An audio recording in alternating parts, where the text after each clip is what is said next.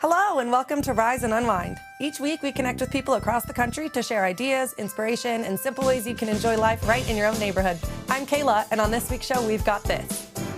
Is still happening for our family, and so it's in this season as well. Obviously it ends with a nice high-five moment when we put people in cuffs and we arrest them. All that and plenty more. So sit back, relax, and let's rise and unwind. You ever wish you could see what the future of our planet might look like and meet the people building it right now? Season 2 of the Visioneers with Zay Harding takes us on that journey from remote landscapes to busy cities, showing how inventors, scientists, and everyday problem solvers are tackling today's biggest environmental challenges. So joining me today are Zay Harding and series executive producer Thias Lopez Vogel from Volo Foundation. I want to welcome you to the show. How are you guys? Thanks. Yeah, we're doing great. I like that intro. That's great. Like seeing into the future, all of these people that we feature actually have that vision. They're able to somehow see this happening just from an idea. So we jump in right as they're making it happen, which is really exciting. And season 2, it's about to launch. What should viewers expect this time around?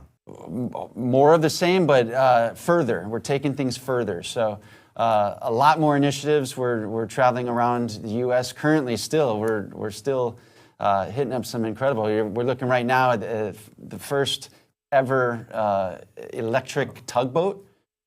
They're taking all the technology from our electric cars, and they're able to do stuff they've never been able to do before. Because all that money and research has been invested in electric cars, now they're able to put it on boats, and they're quiet. They're better for the environment. They're not leaking anything. This is a hybrid plane over here. So you've got half electric, half fuel. This is Ed Begley. He's got his home, completely sustainable. Those guys are in Keep Tahoe Blue in Lake Tahoe. They've got a B-bot, a beach robot that roams around 54 miles cleaning up. This is a kid who does a recycled battery program. This guy has an electric stove. I mean, there's all kinds of, we cover all the bases in every which way. This is a girl taking fish scales and turning them into plastic. There's we're not going to tell you everything that's in season 2. You have to watch the show. But there's a sneak peek. I guess out of all of the stories that you guys filmed, was there one that has really stuck with you personally? Yes. I mean, all of them are. The seashells one really hits me. Actually, you know what? I'm going to tell you one that was really, really amazing. In Louisiana, there's a recycle place that's taking the glass and they're just pulverizing it into sand-sized glass. And they're taking that and they're filling up, they're building little islands within all the bayous because those have been really messed up from the salt water getting into the fresh water, and it's killing all the cypress, which was giving the foundation for the islands there. And they're able to use this glass to create a sand and rebuild these islands, and plants are growing in them. So it's really making the area stronger for storm surges, flooding. And what a great way to keep the glass off landfills as well. I love the ones that include the kids. I remember in season 1, there was a kid that was 12 years old that with a drone, one of his toys, he can detect the tornado coming into his town from 45 minutes before. So the kids are very engaged too in this show. We do feature a lot of kids, which is exciting because they don't know the limits yet, which is really empowering because basically they say, why aren't we doing this? And someone says, well, because of this, and he says, well then let's make it happen. We need it, so why aren't we making it happen? I mean, as a kid, you're taught that. Yes, and so they've got that great fresh mentality, and they're really pushing boundaries. This one kid was using sunlight and figured out if he mixes in titanium chloride, which I don't even know how he figured that out, just online research, which they're all doing.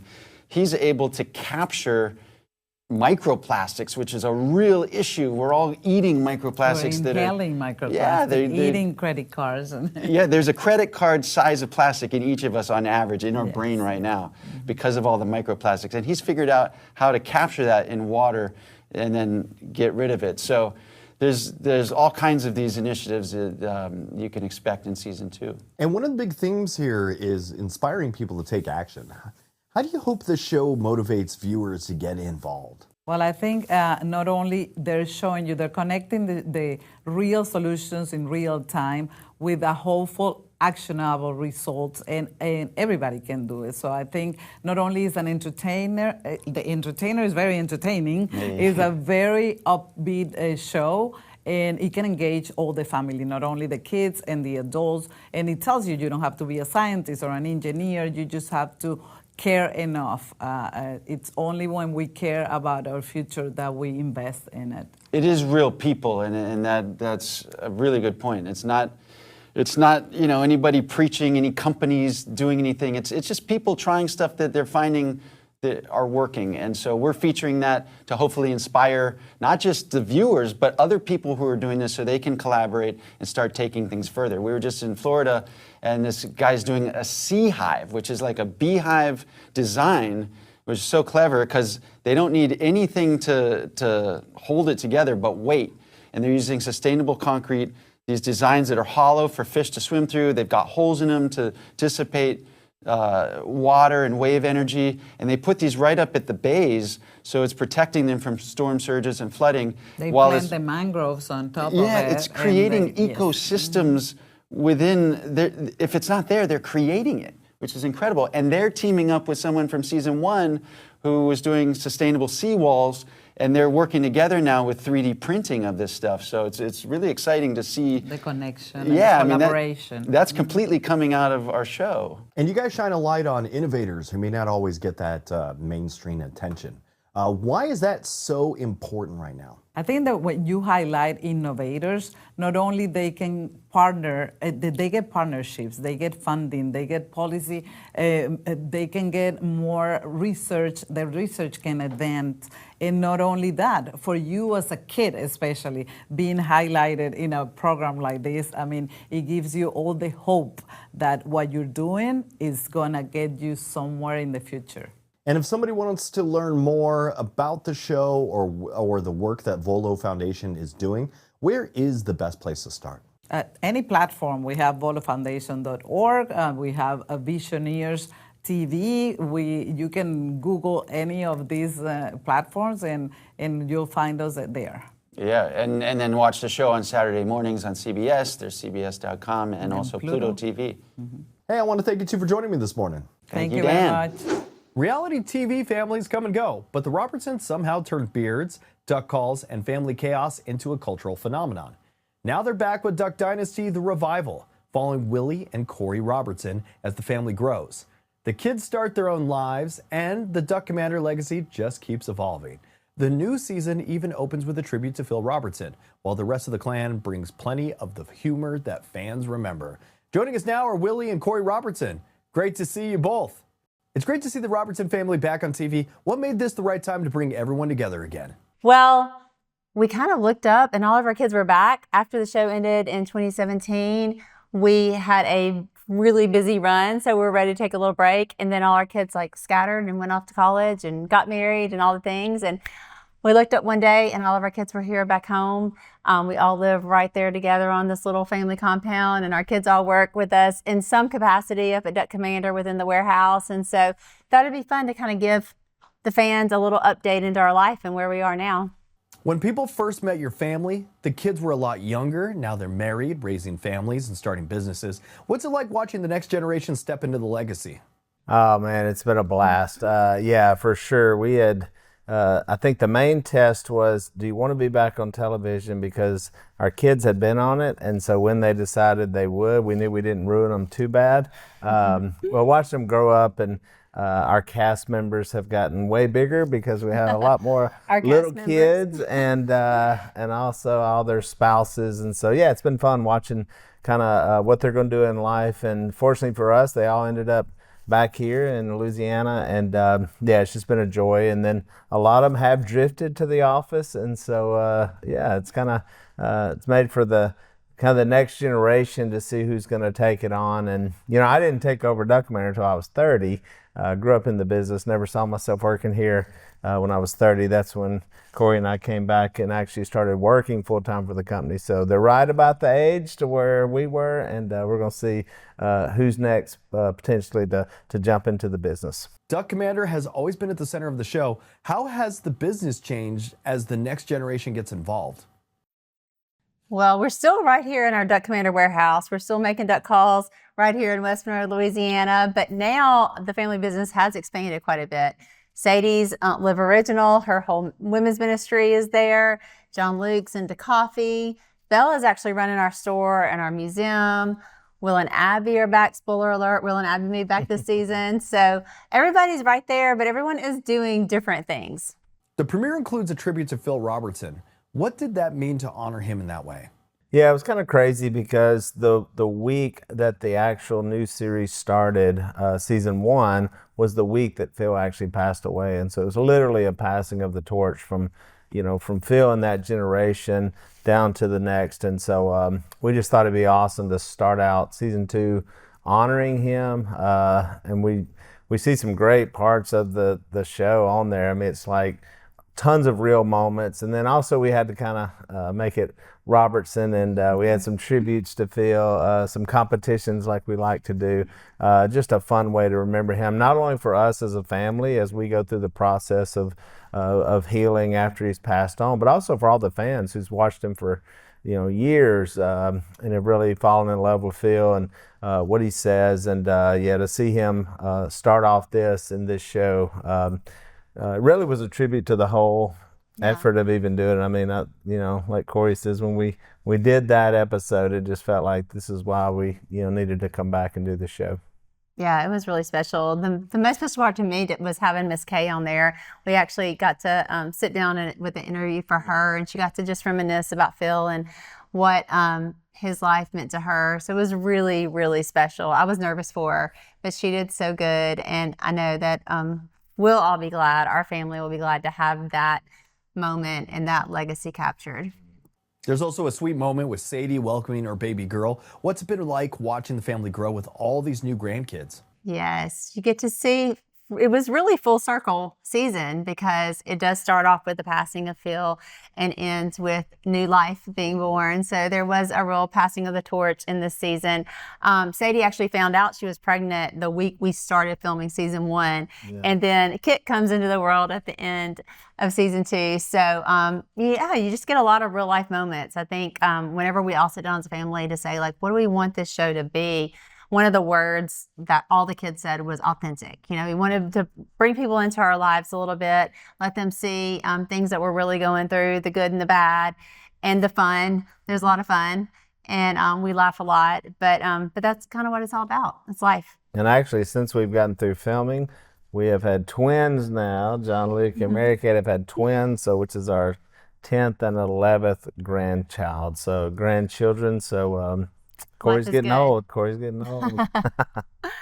And your family has always mixed humor with deeper conversations about faith and life. Why do you think that resonates with so many viewers? Yeah, I think, I think our take in life is always tried to be not take ourselves too seriously. And so when you get thrust into the spotlight and the fame, I think you really kind of find out who you are and what you want to be and what you want to promote. And I think it all for us came back to what our core was, which was faith, which is why we even did the show in the first place. Was really just to potentially get the gospel out to more people, to have a bigger platform. And so I remember talking to Phil about that, and Phil was not interested in doing the show at all when we first pitched it to him. And we talked through how it could actually get the gospel out to more people. And we certainly saw that happen, not just through the show and through having a positive show that everybody can watch, but also through the books that have been written, the podcasts that have been done, the movies that have been made,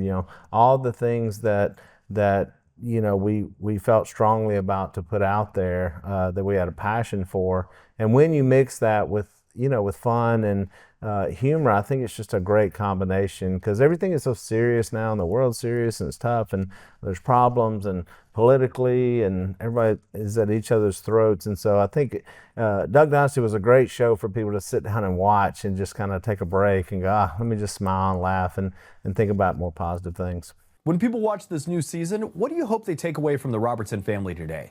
You know, I think we want people to just see real life and see that, you know, we're not perfect. Nobody's perfect, but we do all come together at the end of the day, you know, around the table. I think that moment of the original Duck Dynasty is still happening for our family. And so it's in this season as well, that moment where we come around the table together. We thank God for what we have. We thank God for our blessings, and we forgive whatever grievances we might have or whatever fights we might have throughout that episode or that week. But I just think that's really important. I think that's what resonated with people the first time around, to see a family that isn't perfect but that loves each other, and to see people who put faith at the center of our lives. And that's who we are. It's what we do. It's what we've continued to do. And we hope that resonates with people. Yeah, and I hope that they see how important our family is to us, and how much we intentionally pour into our family to keep us together, to share meals together, to share in each other's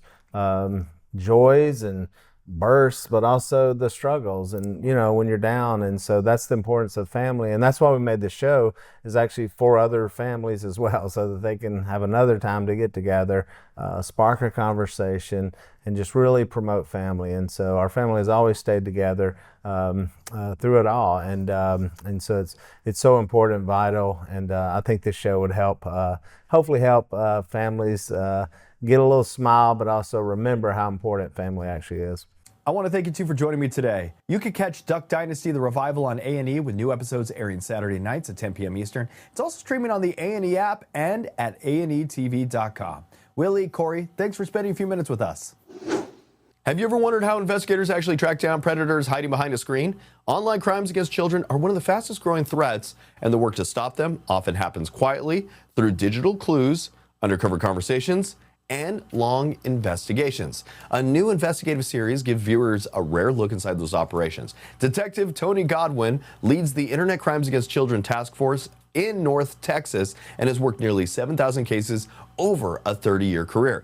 Detective Godwin joins us now. Welcome to the show, my friend. How are you? I am great. Thank you very much for having me. I appreciate the opportunity. So your team investigates crimes that start online but can have real consequences. What does a typical case look like from the first digital clue to the moment someone is arrested? I mean, it really evolves rapidly. That's the one thing that I think the audience is going to notice, how quickly things happen and how quickly things escalate. But from the moment we put ourselves in this situation in an undercover capacity and the elements of the crime are met, which doesn't take long at all, like it's so fast and so quick, then it takes me and my entire team to put together all the steps necessary, legal process, and put all the affirmative links back together to figure out where this person is, who this person is, and then get ready for a takedown and hopefully a good arrest. In the series, we see undercover operations where investigators pose as minors online. What goes into building those cases and making sure the evidence holds up in court? I mean, people need to remember that everything that we do in an undercover capacity is based on what we know has happened to a real child. Unfortunately, children are exploited every single day online. And as a result, those reports get made and sent to us, and those are called reactive cases. So we know where they go. We know how they're talking. We know what they're doing, and we know what's happening to them. So we base everything we do in the undercover world just like that. We just put ourselves out there. Once it happens, once the communications start, which does not take long at all. And then once those elements go is when we move forward with all the legal process to get things tied together in a nice big bow on top of it, and hopefully ends with a great arrest and a successful prosecution. And you've worked nearly 7,000 cases during your career. How has the way predators online changed over the years? Well, we saw a big increase during the COVID time, I will tell you that. We were forcing our children online and into school environments in an online capacity. And so we were just generally pushing everybody online because of our COVID scare and the things that were going around that. And so at the end of the day, it's like a pleasure paradise playground for these predatory types who are already in these platforms and doing what they're doing. And so they had a target-rich environment in front of them. So it has increased. And so also awareness has increased over time, but I'm hopeful it's going to increase even more with the show that's come out on A&E, because we want that intentionality. We want people to know. We want to raise the awareness level of the average person who maybe has some knowledge of this, but doesn't really understand the gravity of what it is. And you're going to see this highlighted in the show. Obviously, it ends with a nice high five moment when we put people in cuffs and we arrest them. And that's a very satisfying, rewarding part of the process. And for parents that might be watching this at home, what are some of the warning signs that a child might be interacting with someone dangerous online? Yeah, that's a really good question. First and foremost, I would say pay attention to the behavior changes. You know your child better than anybody. So if you have a child who's an A student that comes down to a C or a D student, then at the end of the day, you know something's going on. Maybe their friend group has changed a little bit. Maybe they're normally very outgoing, but all of a sudden they're really introverted. That could be a red flag that something's going on. Secondly, I would say know how to access your kid's device. Know the passcodes. Know the platforms they go to. Know that some of the platforms have their own passcodes that might be different from the code to get into the phone. Educate yourself about what they're doing and how they're doing it. Being intentional over time, not a one-time deal. This isn't I get to go look one time and then back out of it. If you need to use monitoring software to help with that, then do that. I'm a big proponent of that. But you need to be very intentional. You need to lean in. You need to have constructive, age-appropriate conversations with your kiddo so that at the end of the day, if something does happen, that child's going to come to you or a trusted adult and say, hey, I'm in a pickle, I've done something, or this is what's happened, I need some help. And you already have a path of what's going to happen to get that child back on a good restorative path. And the show gives viewers a behind-the-scenes look at your task force and the work that you do every day. What do you hope people understand better after watching these investigations play out? I mean, take into account, there's a little bit of shock and a little bit of awe. Most people are going to notice because after the first show came out last week, my phone almost melted with all these comments and questions about how graphic these predators are and how quickly things escalate. And that is reality. And so I think they're going to take away that, but I think they're also going to have this awareness level that has just increased exponentially. I think they're going to learn from some takeaways that are going to be highlighted on the show, that what they can do and what if something has happened, what if something's already happened. There's a lot of resources that are available to them. And I think they're going to enjoy the entertainment side of it, which is the arrest or the takedown. Those are all really great moments. And I'm really happy to be a part of the program with A&E. Detective Godwin, I want to thank you for joining me today. You can watch Predator Hunters Thursdays on A&E, and episodes are also available to stream on the A&E app and ANETV.com. Detective Tony Godwin, I really want to thank you for joining us today. I really appreciate your time. I appreciate the opportunity to talk to your audience. Thank you so much. What if you could experience Elvis in a way you've never seen or heard before? A new cinematic event from director Baz Luhrmann brings rare footage, restored performances, and unheard recordings together in something that's not quite a documentary and not just a concert film. It's called Epic, Elvis Presley in Concert. Baz Luhrmann joins us now to talk about his new big screen experience. Baz, welcome to the show, my friend. How are you? I'm good, Dan, and I love the way you described it as a cinematic event, because people are having trouble to sort of say what it is. That's what it is. This weekend, 1,900 screens all over the US. Get out and have a cinematic event, because that's what we tried to do. That's what Elvis is. And during the making of Elvis, you went searching for rumored lost concert footage, and actually found dozens of boxes that hadn't been seen in decades. What did that discovery like for you? Oh my God! Literally, we thought we'd find a reel, and we went down to these salt mines in Kansas City where they stored negative. Bang! There's 65 boxes. And 1635, some 8mm. And Peter Jackson helps us bring it back to us to a level of quality. I mean, just get to the biggest screen you can in your town. It's in every town this weekend. Just get out there and see it, because it is actually, I've seen it enough now. People like applaud during it, they dance during it. This is a movie you can really bother the other patrons, bother them with your noise and your energy, because that's what it's for. And this isn't simply a restored concert film. You described it as almost a cinematic poem. How did you approach shaping Elvis's life story through this dreamlike concert experience? Well, when I was working with my creative partner in this, John O'Redman, we found this one box, and in it, Elvis is just recorded, unguarded, telling you about his life story. And we said, no talking heads in this. Let's just have Elvis come to you in a dream and tell you his story really unrestricted, and music and sing along and concert moments, and he rocks out in it. Now sonically it's in 5/1. Everyone just says it sounds like it was recorded today, and the audiences are reacting like that. This is the concert, the world tour that Elvis never actually had. He dreamed of having one. He never got outside the US. As we're speaking, he's in 5,000 screens all around the world right now. And for audiences who think they already kind of know Elvis or absolutely loved your film from 2022, what makes Epic a completely different experience on the big screen? I go on YouTube and just see what fans are saying. They'll tell you. They're going like, I thought I knew him, and now, but it's his humor. He's so goofy. He's so disarming. And then just you see him creating the music. Like you see him take a song like Bridge Over Troubled Water, Simon and Garfunkel, and turn it into this like gospel powerhouse song. And, you know, he's so unpredictable. And I think people are, even hardcore fans are going like, one guy said, he said it beautifully. He said, you know, this is the film that Elvis always dreamed of making, but 50 years after his death, he's finally in it. Baz, I want to thank you for joining me today. Epic Elvis Presley in Concert is in theaters now. You can find showtimes and tickets at your local theater and experience Elvis like never before. Baz, it's been a pleasure to have you on here, my friend. Yes, my man, you're cool. Cities don't just run on policy, they run on people making decisions that affect your day-to-day life. Right now, thousands of local leaders are in Washington, D.C. trying to figure out how to bring real solutions back home. So joining us today is Jan Kulmann, Mayor of Thornton, Colorado, part of the National League of Cities Conference. Welcome, Mayor Kulmann. How are you?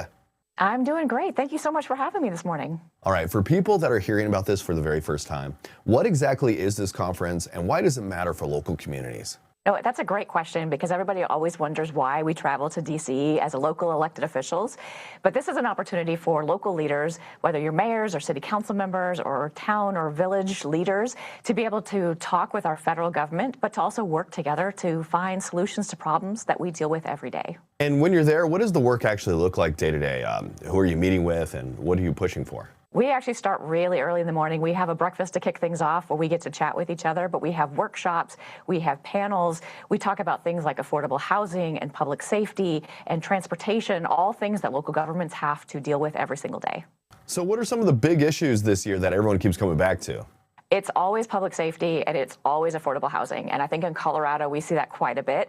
Everybody wants to make sure that our roads and our streets are safe and that we have affordable places to live. And so if we can find solutions across the country from our fellow local leaders, we're going to bring them back to Colorado to make sure that our community can benefit from that. And so how do those conversations in DC turn into real changes that people actually can feel back home? Well, besides solutions that we get to bring forward and talk about policy changes that we can make in Colorado, we actually get the chance to talk with our federal leaders to make sure that the solutions that they think they're bringing that may not have the impact that they were hoping for at the local level can be adjusted and shifted to actually support the local area as we have asked. So if people want to follow along or learn more about what's coming out of this, where should they be going? The National League of Cities website is a great place to go to, but you should also call your local elected official. If somebody is taking a trip to D.C. to talk to federal government about policy, talk to your local leader and ask them what they did while they were out here and what kind of big programs they plan to bring home so that you can benefit. Mayor Kulmann, I want to thank you for joining me today. Yeah, thank you so much. I really appreciate it.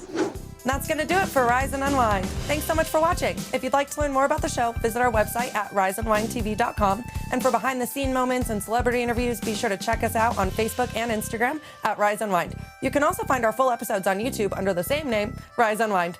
Until next week, I'm Kayla, and thanks for spending a little bit of time with us here on Rise and Unwind.